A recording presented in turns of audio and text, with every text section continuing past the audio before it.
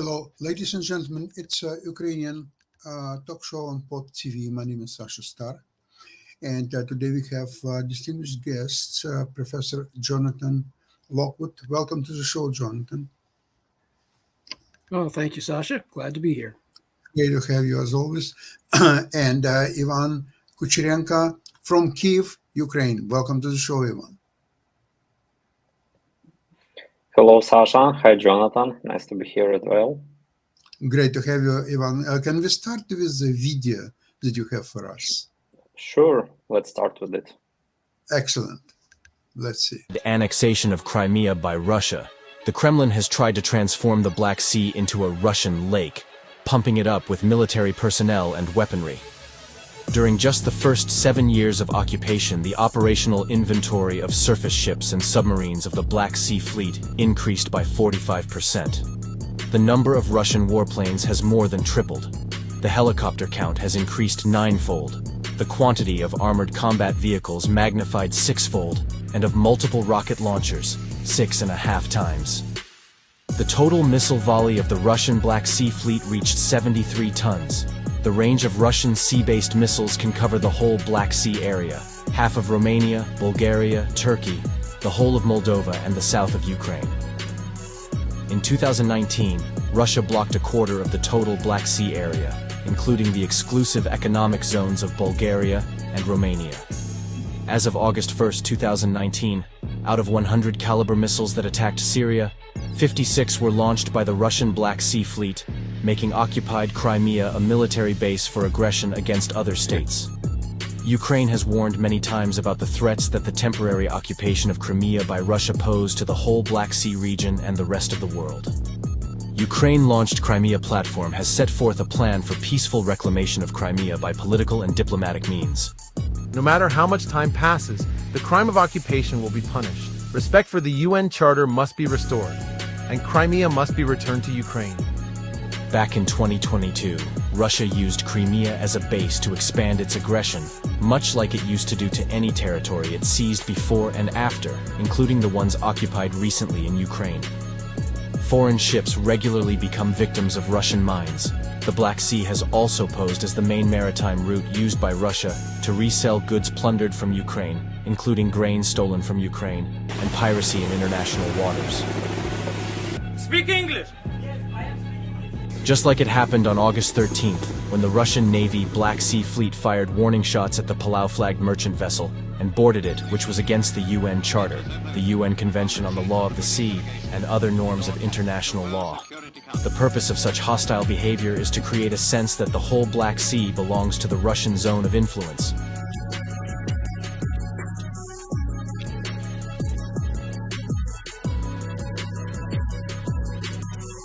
As long as Russia controls Crimea, no lasting peace is possible. The states of the Black Sea region must stop this kind of terror and prevent Russia from extending its aggression onto other territories in and beyond Ukraine. And the principal prerequisite for this is the deoccupation of Crimea and its return to Ukraine.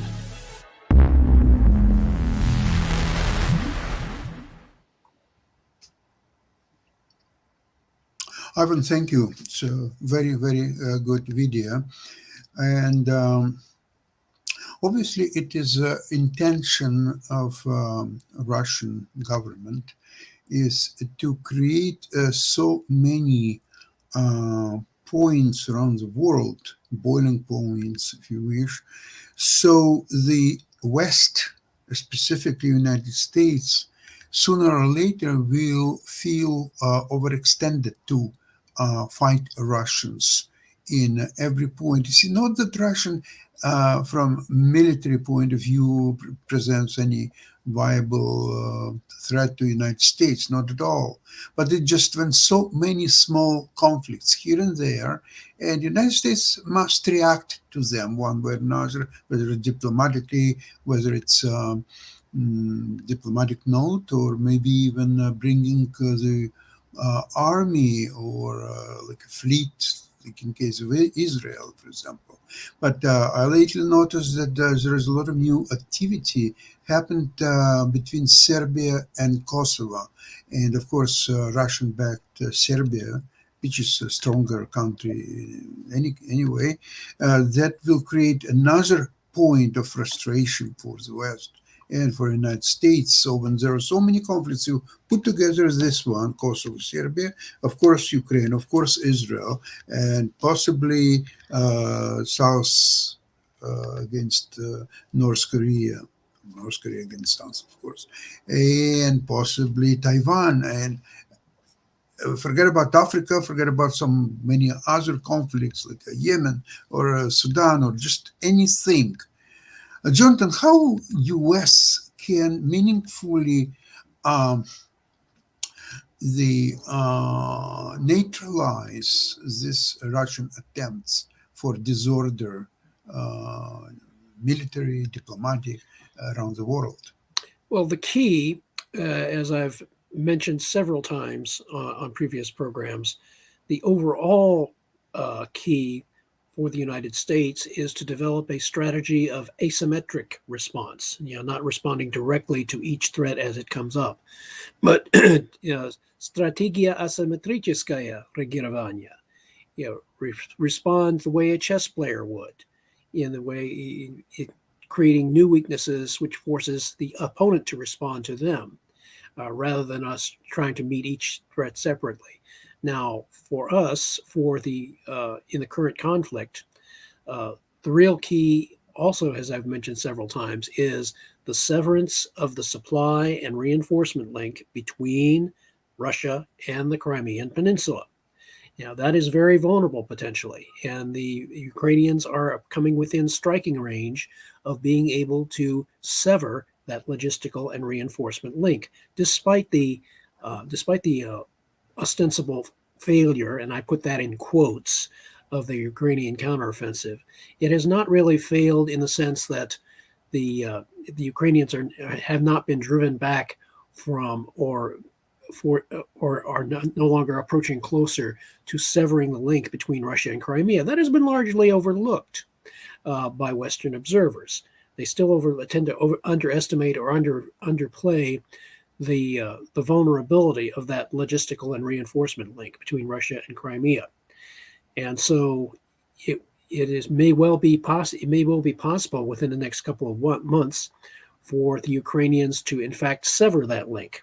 Once that link is severed, that is an asymmetric response to Russia's current aggression in Crimea, and the Black Sea Fleet and the other forward elements of the Russian military bases in Crimea become exceptionally vulnerable.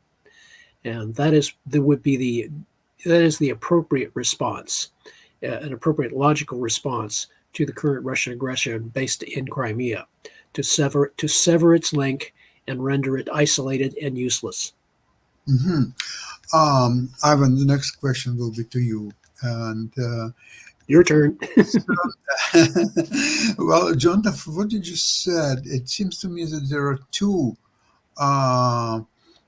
reasons, the main reasons, in my opinion, why the Ukrainian attack which started about June of this year and until now, which is now November.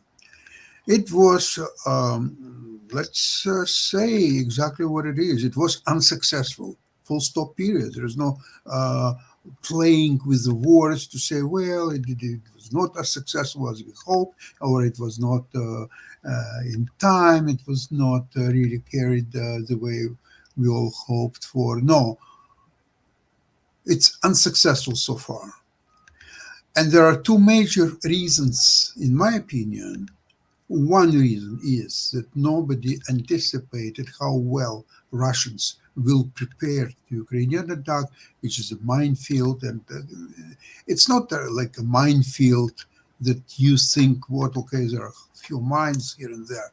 It's a minefield which never in history of war was ever created.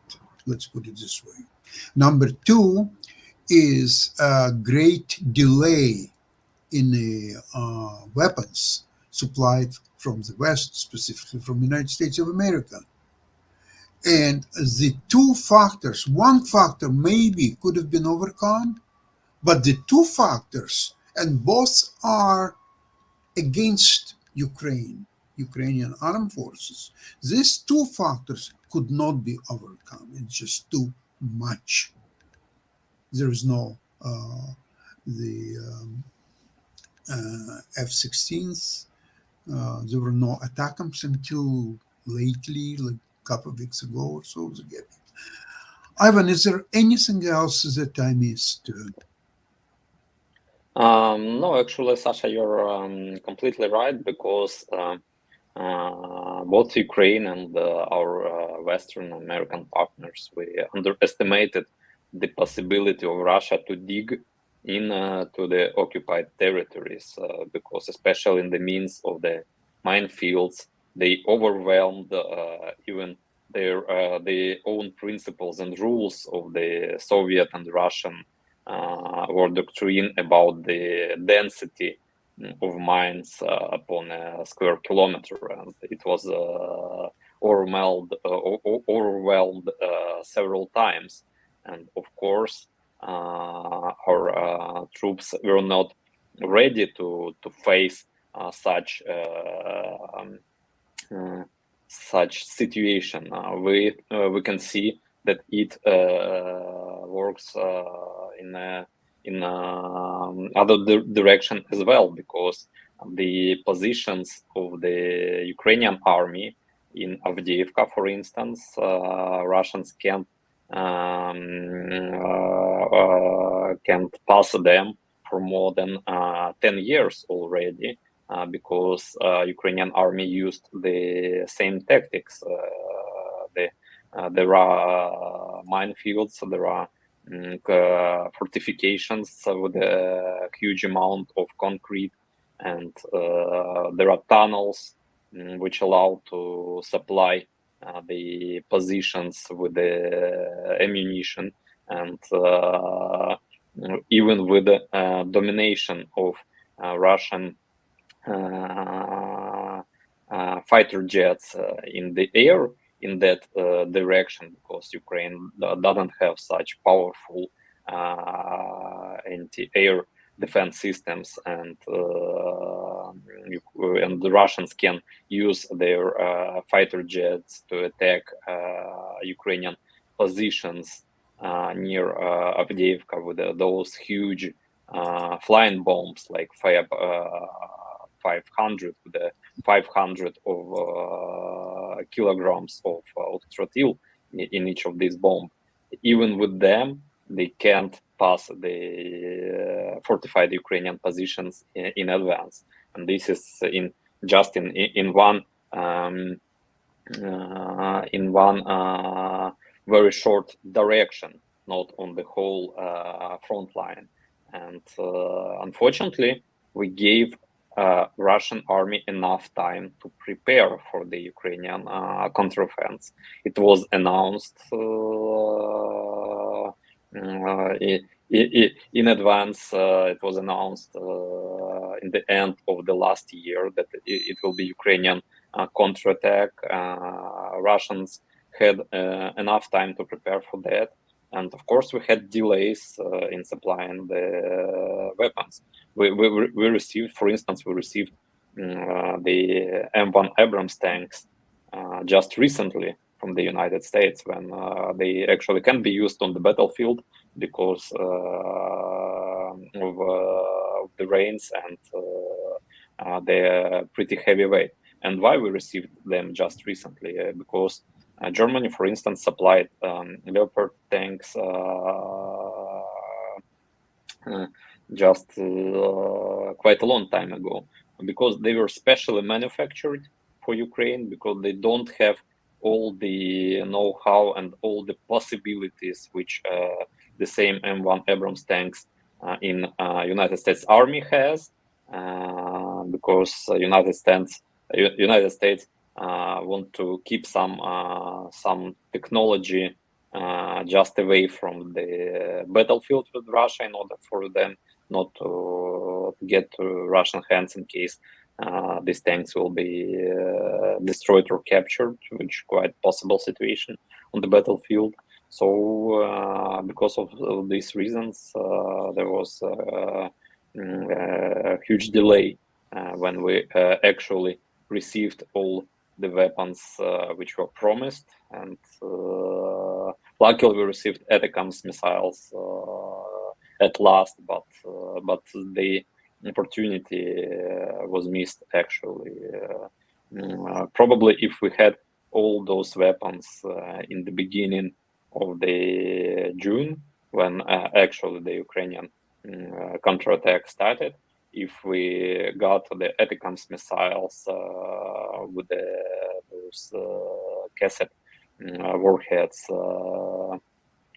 during that time, and probably and all the tanks, all the heavy vehicles which were promised to us, then probably the result may be other, or may not, because the fortification of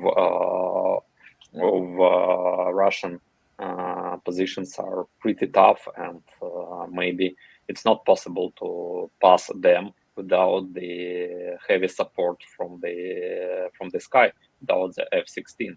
So we have another try probably, and another attempt next year, when we will be able to use the F-16 in skies and at least attack using the NATO doctrine, when land troops advance only after the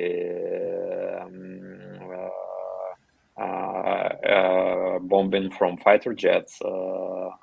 The rocket artillery strikes were initiated and prepared the battleground for the land attack. And unfortunately, there is no NATO doctrine which says that land troops may advance without any fighter jet support and without any superiority in the sky. And even without support from the sky, Ukrainian land troops managed to advance, make a breach into the Russian defense system on that direction, which I think that is also a great achievement. Not such achievement as we all hoped when we could quickly strike and advance and cut their support line for the Crimea. But anyway, the result is bigger than what it actually could be. Ivan, I would like to ask you one more question. You mentioned Avdiivka and the Russian attack in that direction. First of all, I can't figure out why Avdiivka is so important for Russians, because they're losing thousands and thousands of their soldiers. I'm watching every day Ukrainian Pravda, and it's almost 1,000 of killed Russians almost every day there. What is it so important for them to spend so much their soldiers' lives to take over Avdiivka, if they will ever take it over? I'm not sure.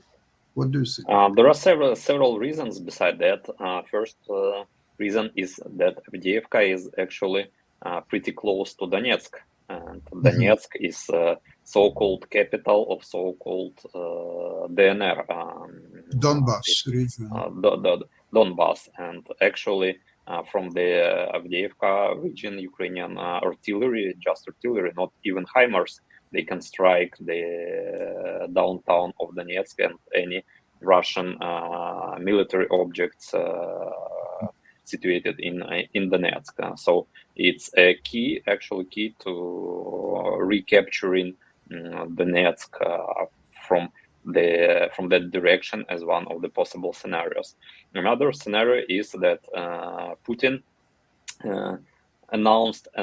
made another announcement, and he put, as rumored, he put another goal to his minions, that he wants to capture the whole Donetsk region, beside what they've already captured, by the end of this year. And actually, it's not possible to capture Donetsk region without capturing Avdiivka.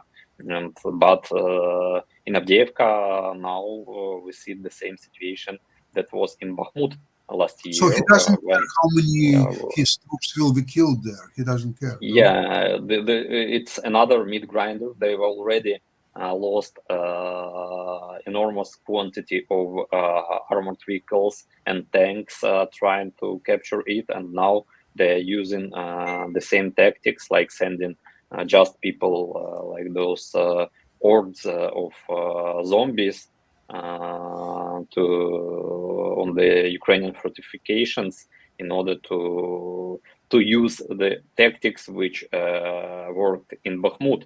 But in Bakhmut, there was another situation. Those zombie hordes were hordes from Wagner group, and now in Avdiivka, they don't have such a powerful element as Wagner group. So I'm not sure that these tactics will work as well.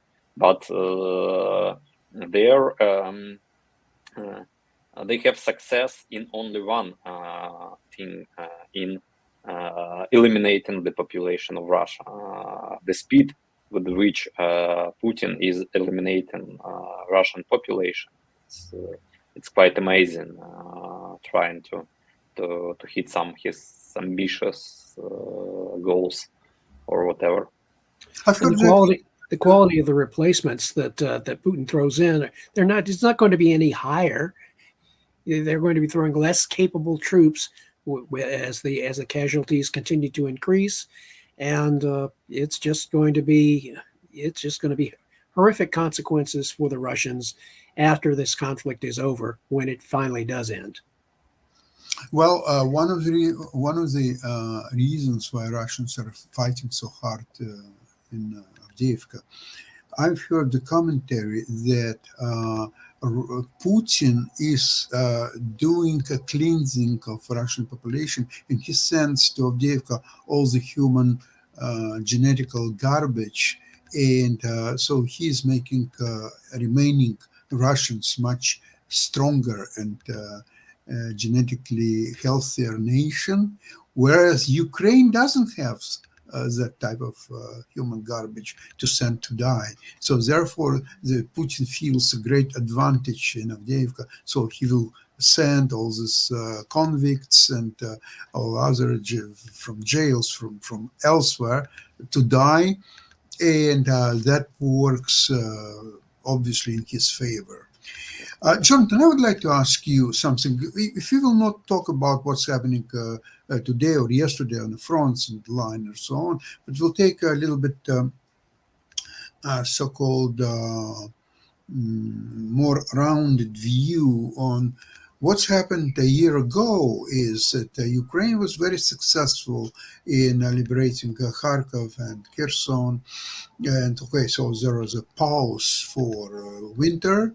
And then there was talk about that there will be an attack against Russians and to free all the territory as early as April, May, but it didn't start neither in April or May because they were training their their armies to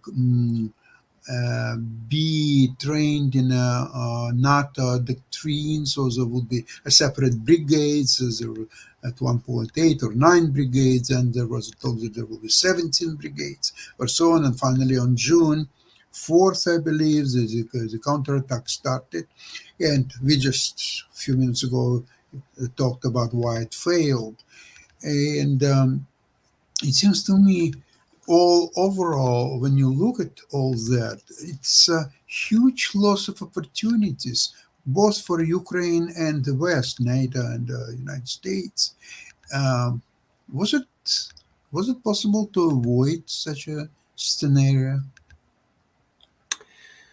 The only way that one could have avoided that particular scenario is if once we recognized, and this is hindsight, mind you, but once we recognized, if we estimated that we would not be able to supply the forces fast enough in order to be able to achieve that decisive counteroffensive, the objective then would have been a change of objectives to focus more on rather than on a broad counteroffensive in fact, going for a more narrowly focused but potentially still decisive effort in one specific area.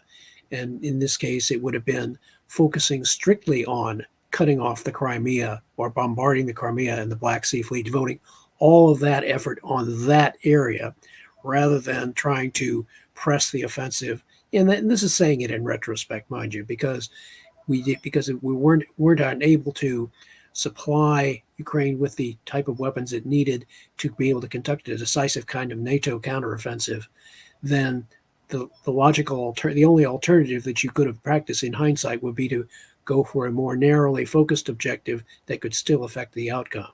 And again, from my personal perspective, looking at it, the logical alternative would be to focus solely on isolating and bombarding and neutralizing the Crimea. Excellent. Jonathan, and of course I have a to you question as well. You're familiar with the article or interview, rather, of Zaluzhny in The Economist.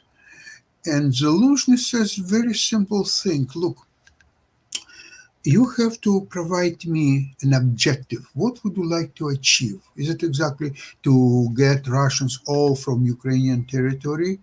At what period of time? In 1 month? In 1 year? In 5 years? It has to be stated. The goals have to be stated. They have to be achievable. And if you will put me these goals, I will tell you what I need realistically. It's not I need 5,000 Atacams and 10,000 F-16s and 70,000 submarines or whatever. No, I'll tell you exactly with which arsenal of firepower, the weapons, what I need to achieve certain goal in a certain period of time. When it's not done, when you say, okay, you just go, oh, you attack.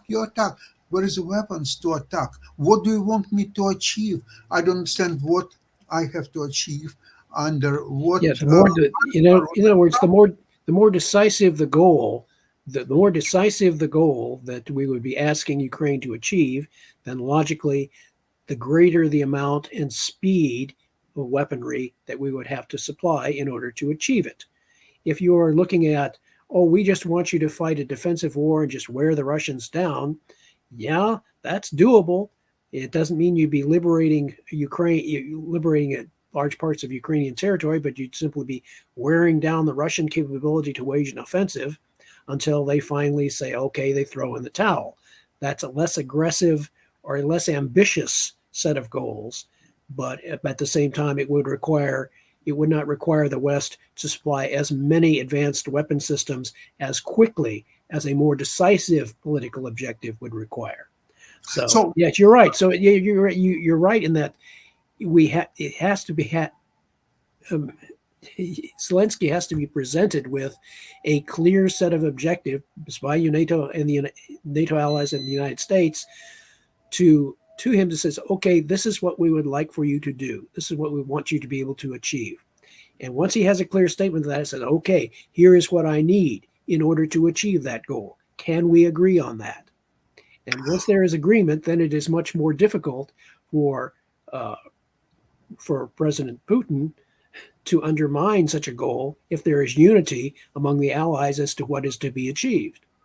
Now, if the Ukrainians, for their part, if they are using their initiative and clever planning and continuing to exceed the expectations of what they are doing, Ukraine, for its part, could still achieve, even within that context, some form of decisive operational victory that would cripple the Russian effort to defeat Ukraine.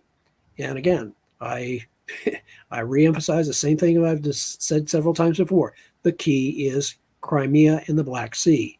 As Ivan's video so clearly pointed out, once you neutralize that source of strength, focus on that, neutralize that source of strength, and you give Ukraine a decisive means for turning the balance of the war in its favor. Mm-hmm.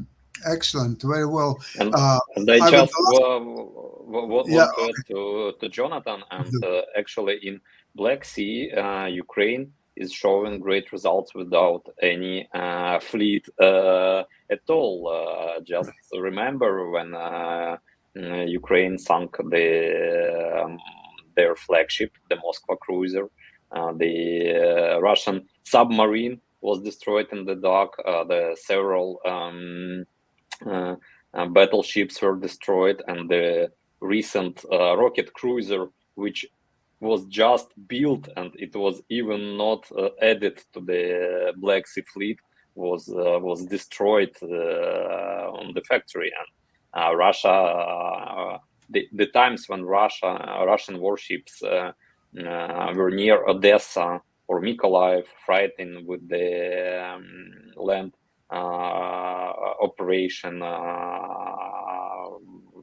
from those ships here, they passed, and they are afraid of coming close to the Ukrainian coast, and even they're afraid to be in Crimea. The Russian Black Sea fleet is afraid to be stationed in their harbor, main military base in Crimea, and they're relocating now to Novorossiysk.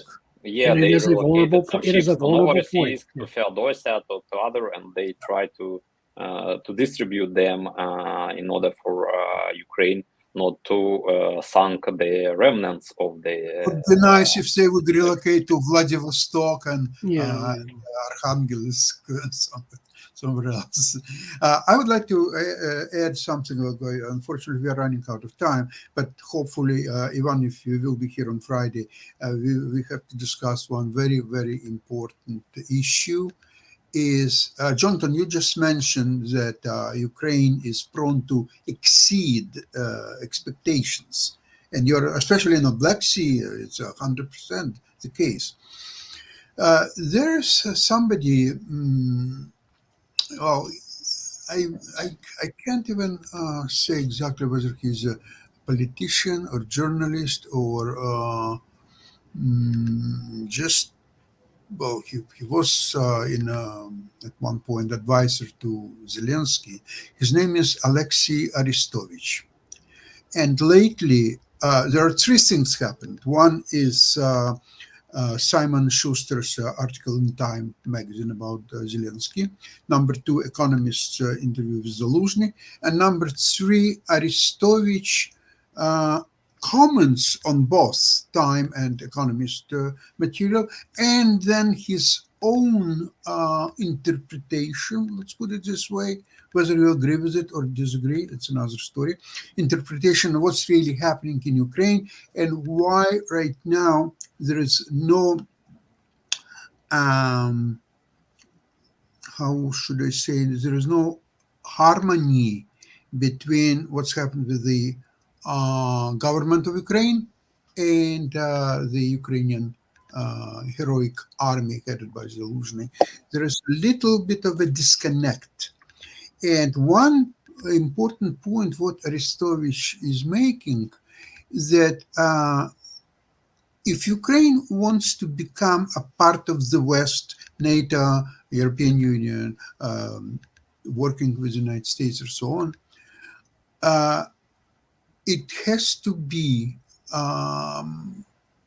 absolutely honest with their partners about everything and become a team player. Because the army is absolutely 100% absolutely unassailable. The Ukrainian government story is not so clear, let's put it this way. And it has to be somehow resolved. Obviously, there will be no election because of the war situation. So maybe there are some other possible means to do it. So I would like on Friday to discuss more into details these three important developments, because obviously they have a wide auditorium, and not just in Ukraine, but in the West. And there are a lot of discussions in the internet, and not only internet. So we cannot discuss seriously the situation war, on battle lines in Black Sea area and so on, without understanding first how all these pieces of puzzle can be put together.